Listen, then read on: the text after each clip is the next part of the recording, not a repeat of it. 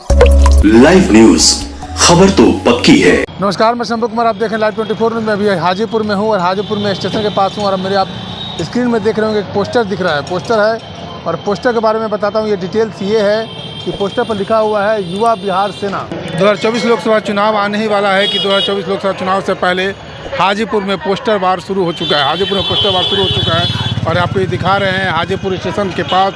ये राजकुमार पासवान, युवा बिहार सेना के जो पार्टी के नेता हैं, राजकुमार पासवान ने चिराग पासवान और पशुपतिनाथ पारस पे कमेंट कसा है। पशुपतिनाथ पारस को लेकर कहा है कि चिराग पासवान तुम हमारे खून नहीं हो। और कई तरह के पोस्टर पर कई तरह की बातें लिखा हुआ। बहुत हुआ दलितों के दुश्मन, चाचा भतीजा परिवारवाद का खेल नहीं चलेगा। अब की बार हाजीपुर के जो सांसद होंगे वो राजकुमार पासवान होंगे। 2019 लोकसभा के हाजीपुर की जनता का आशीर्वाद इनको मिला था और तीसरे पोजीशन पर रहा था। मेट्रो की बात करें, हाजीपुर और पटना मेट्रो जोड़ने के बाद उसके लिए इन्होंने धरना प्रदर्शन कर चुके हैं। 2014 में भी गंगा सेतु पुल निर्माण हेतु इन्होंने धरना प्रदर्शन। राजकुमार पासवान को आप स्क्रीन पर देख रहे हैं और परिवारवाद को खात्मा के लिए ये कई तरह के कदम उठाने की कोशिश कर रहे हैं। स्टेशन के बाद मैं आपको अभी दिखा रहे हैं रामाशीष चौक। ये रामाशीष चौक है और ये पटना की तरफ जाती है ये पुल जो है। और हम दिखा रहे हैं आपको पटना, पूरे बिहार में जो लोकसभा चुनाव होने वाली 2024 लोकसभा चुनाव आने वाली है, उससे पहले हाजीपुर में पोस्टर वार शुरू हो चुका है। और ये पोस्टर वार शुरू किए हैं युवा बिहार सेना के जो नेता हैं, मतलब राजकुमार पासवान। ये और हाजीपुर में आपको पहले मैं दिखा चुका हूं कि पोस्टर वार को लेकर के स्टेशन से लेकर के रामाशीष चौक तक मैं दिखाया हूं। लेकिन पूरे हाजीपुर में पोस्टर वार हो रहा है कि अब की बार जो है 2024 लोकसभा चुनाव में इंजीनियर राजकुमार पासवान दावेदारी कर रहे हैं पोस्टर वार के थ्रू। और उन्होंने पोस्टर वार पर साफ साफ मेंशन किया है कि अब नहीं चलेगा परिवारवाद। उसमें पोस्टर वार में ये भी लिखा है तुम अगर चाचा जब भतीजों को अपना खून नहीं मान सकता, जब अपने भतीजों को खून नहीं मान सकता है, तो जनता के दिलों पर कैसे राज करेंगे? जनता को अपना खून पसीना से कैसे मानेंगे कि ये मेरा जनता है? आपने पोस्टर वार शुरू कर दिया है। मैंने एक डिस्क्राइब भी किया है, पोस्टर वार में दिखा है।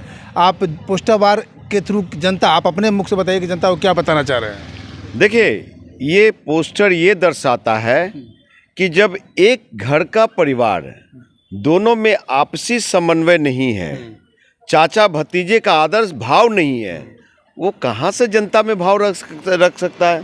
दूसरी चीज़ है, ये संघ भाजपा के गोद में बैठ करके जिस तरह से दलितों को काटने का काम किया है और आरक्षण नीति पे ये हमेशा खिलाफ में बोले हैं।